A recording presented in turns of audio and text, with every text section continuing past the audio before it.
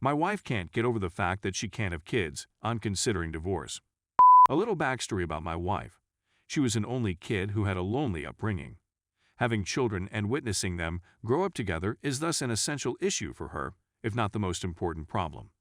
To cut a long tale short, we discovered 7 months ago that my wife is unable of having children. Of course, we were both upset, and she eventually quit her job.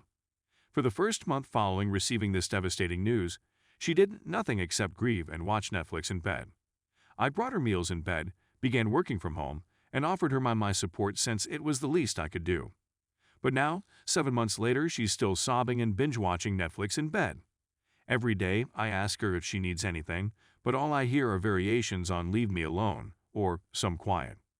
She only gets out of bed to get herself some food, use the restroom, or take a shower.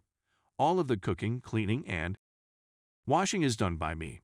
I've recommended a variety of things to aid her recovery, including, but not limited to, therapy. She said that all therapists spout nonsense back at you. Adoption or the use of a surrogate.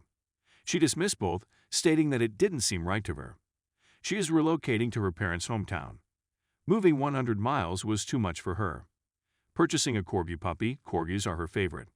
She yelled at me, claiming that a dog isn't a replacement for a real human kid. Taking her on a week-long vacation to anywhere she wants. She stated it was too much stress once again. I spoke with my wife earlier tonight. I informed her that if she kept acting like this, our relationship would be doomed and that she needed assistance.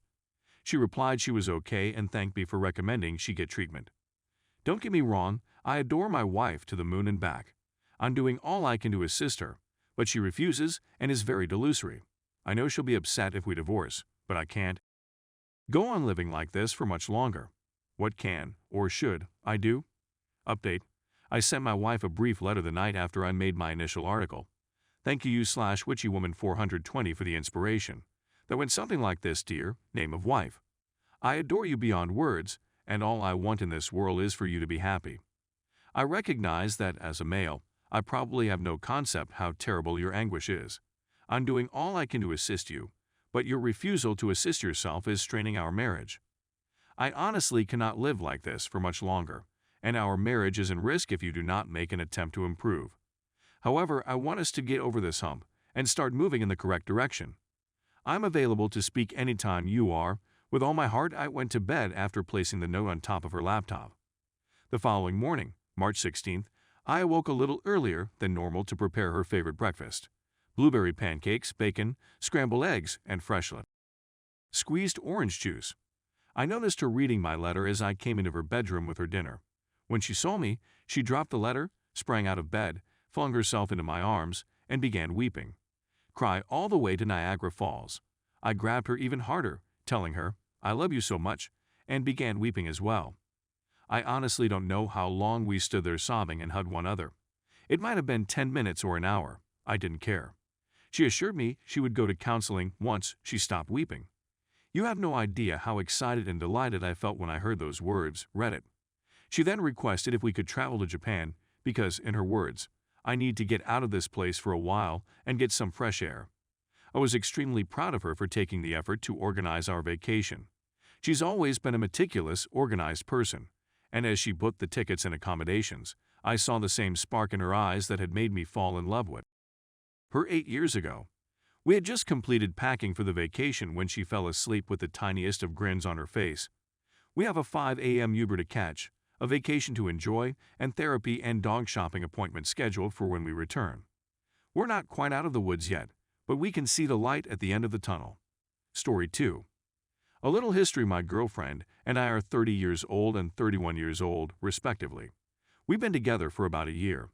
I work as a high-level engineer for a reputable company, and my girlfriend works as a payroll expert for the same company. I earn substantially more than she does. Our relationship was going well until I gave her my retirement/savings account. She no longer sees the use of working and has begun to frame our relationship in such a way that she is the attractive one and I am the geeky engineer who is blessed to have her.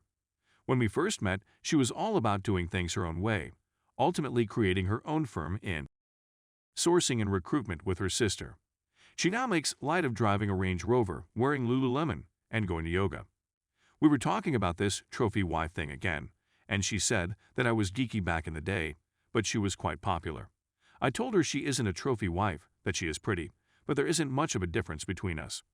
I informed her that if I had met her when she was 22 and I was my present age, that would be okay, but she isn't 22 anymore. She burst into tears as soon as I said it. She began to tell me that I thought of her as unattractive and worn up, and that her finest years are behind her. She just asked me why I was even here if I wasn't thrilled to be with her. Must quit wasting her time. I attempted to chat to her, but she wasn't in the mood for it. I'm not sure what to say, folks. All I wanted to say is that I believe we're both beautiful. I don't believe anybody turns their head when they see us and thinks, oh, she's with him for money, or he's so fortunate to be with her. I believe it is mutual. She was the one who went for my appearance initially. What am I supposed to do? I enjoy how we both operate, and I don't want to disrupt that dynamic. And I don't want her to believe she's better than me or that I'm blessed to have her. I want her to see us as equals, and in doing so, I have harmed her emotions. What is the next step? Story 3. Pregnant and cheated on. I'm pregnant and nearing the end of my due date. I discovered that my boyfriend was emotionally cheating on me. He's been messaging, flirting, and obtaining nudes from women. He's been flirting with her and sending selfies. The material was incredibly flirtatious and boundary-crossing, much like the way he flirted with me when we first met. He made contact with the woman from whom he obtained the nudes, and she informed me she wanted to meet for a foursome with her and her husband. All of this he told her on Sunday, yet he began chatting to her 11 days ago on Reddit and 5 days ago on Snapchat, and just lately informed me. Everything clicked for me since he had been distant since the beginning of November. He didn't do the things he used to do for me, such as kissing, holding hands, asking how I and the baby were doing, and telling me he loved me. He didn't want to spend time with her or have sex with her. Every time I tried to initiate intimacy, he said no. I felt incredibly unattractive. I spoke with him about it, and he said that he would adjust and cope with job stress. When we eventually had sex, he was dissatisfied and didn't seem to be there.